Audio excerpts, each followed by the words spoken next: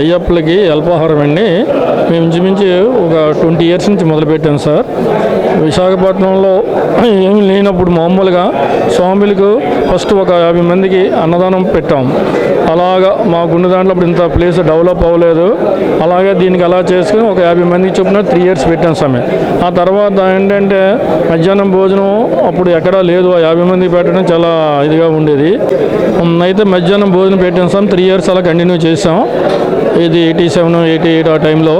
ఆ తర్వాత మా సెక్రటరీ గారికి ఏంటంటే ఇలా కాదు, అప్పటికి హోటల్స్ అవి ఏమి స్వాములకి బ్రేక్ఫాస్ట్ లాంటివి ప్రసాదపేటలో చాలామంది ఇళ్ళకి వెళ్ళడానికి ఇబ్బంది పడేవారు, లేడీస్ ప్రాబ్లం.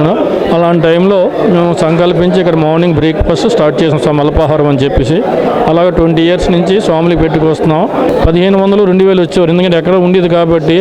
ఆదివారం పూట అయితే ఇంకా ఎక్కువగా వచ్చేవారు స్వామి.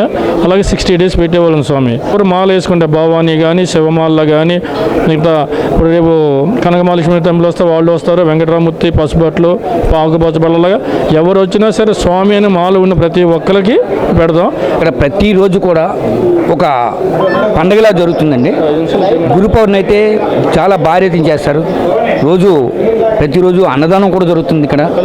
ఈ అయ్యప్పల రోజులు వచ్చాయంటే ప్రతిరోజు ఎంతమంది కంటే అంతమంది కూడా ఇక్కడ టిఫిన్లు కూడా అన్నీ ఏర్పాటు చేస్తున్నారు. ఇక్కడ కుల మత భేదాలు కూడా లేకుండా చాలామంది భక్తులు ఇందులో పాల్గొంటున్నారు.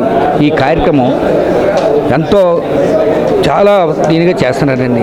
కాబట్టి ఇది కార్యక్రమం చేసిన వాళ్ళందరికీ హృదయపూర్వక అభినందనలు తెలుపుతూ ఆ భగవంతుడు ఆశీస్సులు అన్ని వేళ ఉండాలని మరీ కోరుకుంటున్నాను.